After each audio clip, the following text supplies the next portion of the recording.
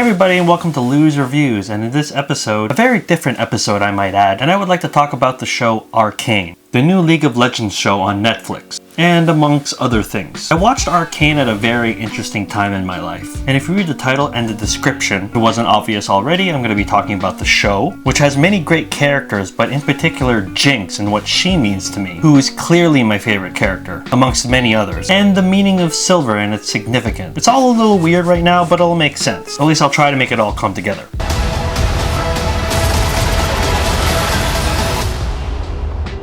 And once again, I want to thank the sponsors of this video, My Best Friends Comics. That's mybfkomics.ca. For all your comic book needs, check out mybestfriendscomics.ca. Are there any Arcane or League of Legends comic books? I really hope there are. Maybe I'll go check that out. But in the meantime, here's my review for Arcane. So this 2021 animated Netflix show is based off the multiplayer online battle arena video game League of Legends from Riot Games, or MOBA for short. The game itself has over 100 playable characters, I think 141 if I'm wrong, since 2009, and has branched off to other media like mobile gaming in Wild Rift, and they even have a pentakill rock band, as well as a K-pop group. You might have heard of them, KDA. They have a what? A virtual band. Let's see, Evelyn, Ari, Akali, Kaiza, and I think Seraphine showed up as a guest appearance? A virtual band. And now Riot Games is taking a deep dive into a category where few others, very few other video game adaptations have succeeded in, which is filmic or television narrative storytelling. And there's not a lot to go off of. Resident Evil, Mortal Kombat, Super Mario, oh God. But there has been a bit of a rising in the last few years, right? Detective Pikachu, Sonic the Hedgehog, thank God they reanimated him. They actually listened to the fans. And in terms of TV series, Castlevania was on top of my personal favorite, as an animated adaptation of a video game. Something other than, I don't know, Pokemon? But despite barely touching the MOBA game, I think I did like the tutorial, you'll learn soon enough that you really don't need to play the MOBA game to see that you're dealing with a masterful piece of art. So the story of Arcane focuses on two sisters caught in between the clashes of two idealistic city sectors, the utopian higher upper class city Piltover and the repressed undercity of Zaun. As I said before, League of Legends has over 100 characters, but if I'm not correct, I think there are 7 in the Arcane show. We have Cupcake Caitlyn, Juicy Jace, oh juicy, Heimerdinger, nice mustache. This might be a mild spoiler, but Victor? And there's my boy Echo, the boy who shattered time. And the absolute heart of the show, Vi and Powder, played by Haley Steinfeld, who has a knack of playing characters with similar haircuts, and Ella Purnell, who you might know from The Army of the Dead, who she plays Powder, will eventually, tragically, heartbreakingly so, will morph into Jinx. One way that I could describe Arcane makes me think back at the 2008 movie The Dark Knight, is that it's an epic crime drama. In the same like as Goodfellas, Heat, Godfather, it's an epic crime drama that just happens to have DC characters in it. Similar to Arcane, which is a powerful story about two sisters that are separated while there's a struggle between an upper and lower class city, it just happens to have video game characters in it. It's the same thing. I have to say it must have been hard for Riot to just pick a handful of characters for this first season. All the more better for them to tell two strong interchanging tales, one of Jace and Victor and their studies in improving arcane technology, while the two sisters struggle to make do in the undercity of Zaun. At first glance, Arcane may look like an animated cartoon, but what it really is that it's actually 3D animation shaded to look like a painted canvas. Really though, there are times where it looks like you're watching a moving painting. It's a very unique look from this French company. So, one of the common definitions of what makes art is that it's human activities that engage in creative visual, auditory, or performative arts, or artifacts that are intended to be appreciated for its beauty and emotional power. And I will wholeheartedly admit this, but I felt many feelings watching this show. Now what's interesting is that I ended up finishing the show while preparing for my cousin's wedding. He's Jaywalker POV on YouTube. Like and follow and subscribe to him, guys. So in November 2021, I was one of the groomsmen. I attended his bachelor party, the dress rehearsals, and even helped out in his secret dance routine. Now, this is difficult for me to talk and admit this, and this is what Arcane helped me to get comfortable with and express, and this isn't anything towards or against newlyweds, who I love dearly and welcome with open arms to new in-laws. But there were were several times during all of it, the wedding, rehearsals, bachelor party, dancing, routines, where I felt like this. No! Because you're a jinx! What makes you different? What makes you strong?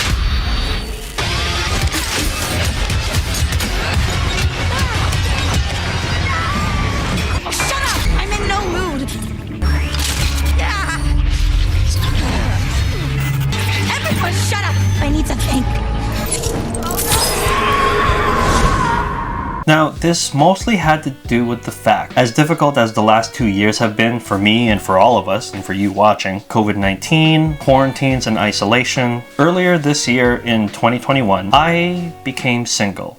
It's been a couple of months. I've gotten into some good and better places, physically, mentally, emotionally, but it all kind of piled up in November. I finished Arcane, which is just an emotionally powerful, heartbreaking, moving painting of a TV show, and then attending a wedding, which just reminded me of things I hoped for and yearned for, but for now was not meant to be anytime soon. I told a few relatives about how I was feeling and how I was doing. I didn't even appear in too many photographs. I didn't feel like, taking a picture. It was tough to just bring that out and say that to people, despite the happy celebratory occasion. But what does this all have to do with Arcane? Well, it was through these sad and tragic and emotional feelings I really started to appreciate Arcane as a work of art and what it brought out of me emotionally, especially through the characters of Vi and Jinx. And perhaps this is a very simplistic way of looking at it, but looking back at that common definition of what makes art is to appreciate something for its beauty and emotional power. And most of this emotional prowess was exhibited more prominently in Jinx. And what is it about the character of Jinx that I was so drawn to? Was it her manic and quirky personality? Her colorful and sadistic taste in, well, everything? In its 9-episode run split into 3 acts consisting of 3 episodes each, there were several times where I felt like I was coming to tears. Almost. With the writing and excellent storytelling and progression, character development, pacing. It's so well done you can't even tell that these are 40-minute long episodes. But it wasn't until episode 7 called The Boy Savior, in which Echo squares off against Jinx, that I finally broke. So much so that I made a YouTube short called I'm Not Crying, You're Crying, plus a flagged Blink-182 video. This is technically my 3rd video talking about Arcane. And the fight scene between Echo and Jinx is great. What made that scene beautiful is the non-verbal vocabulary, a lot of the nuanced micro-expressions, which is not evident in just that scene, but in the entire series. But it was the moment where the scene focuses on Jinx and her eyes, and also Echo's eyes. I said in the short that Echo finally gets to see, for a brief moment, a glimpse of his childhood friend, Powder. But the past version of herself is so far gone that she was willing to go to extremes. But for me, what I think got to me about that scene was that when I was looking into Jinx's eyes, it was like I was looking into myself, a different version of myself, a mirror reflecting my complete opposite. I had repressed feelings that were suddenly resurfacing. It was like I was doing shadow work, which is a psychological practice meant to promote emotional healing and help to find peace within yourself. So in my other social media platforms, I'm known as Llew. It first stemmed from the fact that I was born in the year of the dragon. In Chinese astrology, it's considered a lucky zodiac. But aside from that, I do consider myself very lucky and very fortunate and healthy. I've gone through some highs and lows in my life, and I'm grateful all for it, both the happy and sad moments. But lately, I've been feeling very balanced. Happy sad is what I like to call it, which I got from the 3rd Megan Dia album. If you ever ask me how I'm doing and I say happy sad, it just means I feel very balanced. I feel frickin' everything. I'm happy to be alive, but I am constantly reminded of things that make me sad, that I have had to overcome and get stronger and get better. Or if I'm having a sad day, I'm reminded and surrounded by things that make me happy. And I actually know how to make myself happy. I know how to cheer myself up. Balanced. Literally, with a name like Llew, I have asked myself, what's the opposite of being lucky? To be unlucky and to bring misfortune. And well, I've been looking at her. The opposite of being lucky is Jinx. This may sound corny, but it's the simplest way that I could explain it. The impact of what the show has done for me.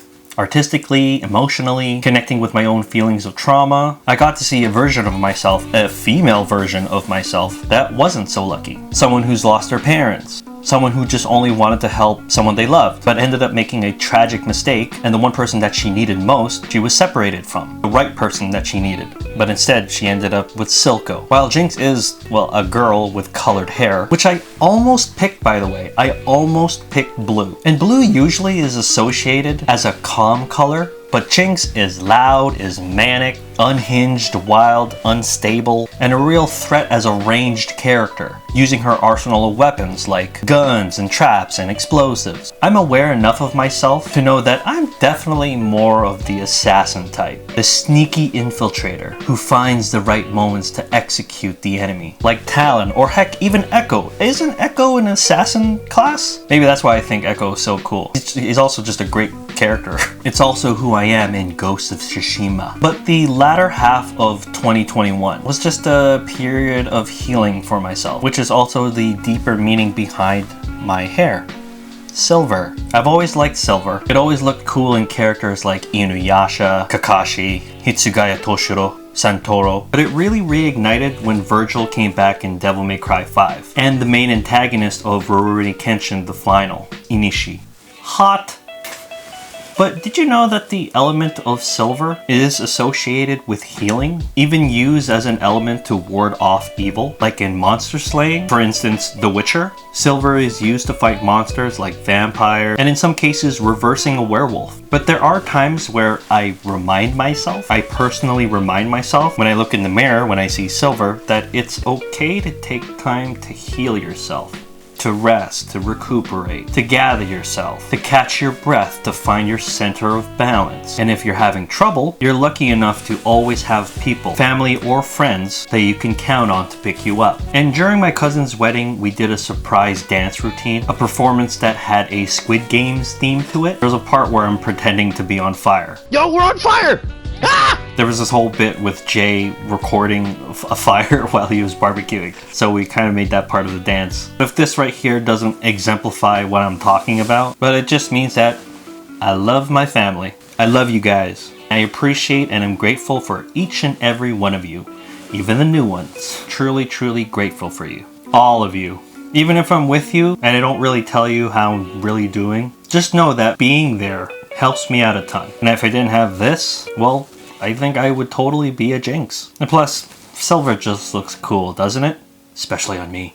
But yeah, like I said, this would be a different episode. It's both a review of Arcane and like a personal vlog of how my year's been going. And this was the true beauty behind the show Arcane. Beauty and emotional power. It has great storytelling. It's absolutely beautiful to just look at. It's excellently paced in its 9 episodes. It's tragic, it's heartbreaking. There's something to like about each of the characters. Jace's pursuit in achieving science through magic, and Victor as an assistant, but also dealing with his sickness. I love how Caitlyn is the detective of the story. Say what you want about Silco, even though he's the main antagonist and villain, I think he's actually a pretty good father.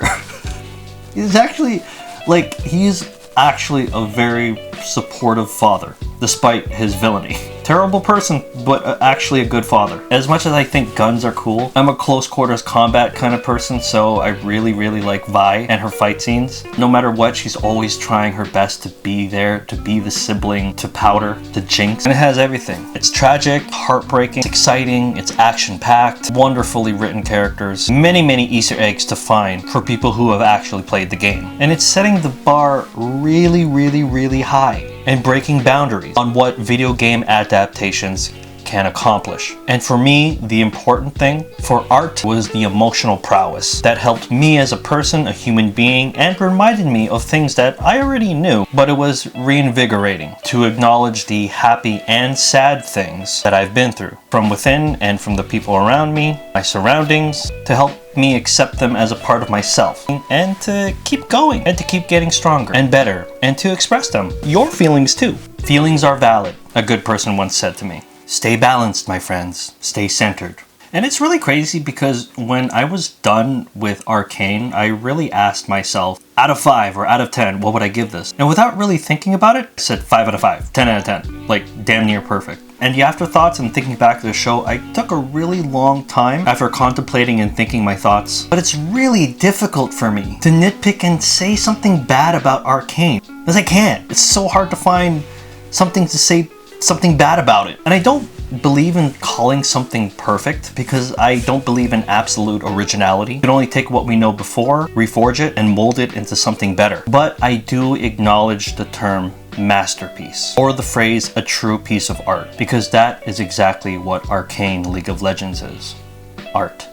And with that being said, Arcane gets a 5 out of 5. Well, there you have it, you guys. I hope you liked this video. Be sure to look down, like, and subscribe, and you'll be good to go. And I'll see you in the next video. Toodaloo! And I'm sure you're not the only one that had a rough 2021 year. I'm sure it's been rough for all of us. But despite how bleak life can be sometimes, and 2022 is just around the corner, if not already here, depending on when you're watching this video, I'm actually really excited about the future. I'm very optimistic. But as I referenced earlier with the Batman movies, one of the great lines was, why do we fall? So we can learn to pick ourselves up. So keep falling and keep learning. And fall differently, so you could learn differently and learn something new and keep evolving. So cheers to you. I hope you have a happy holidays, and I hope 2022 brings you love, joy, and prosperity. Peace.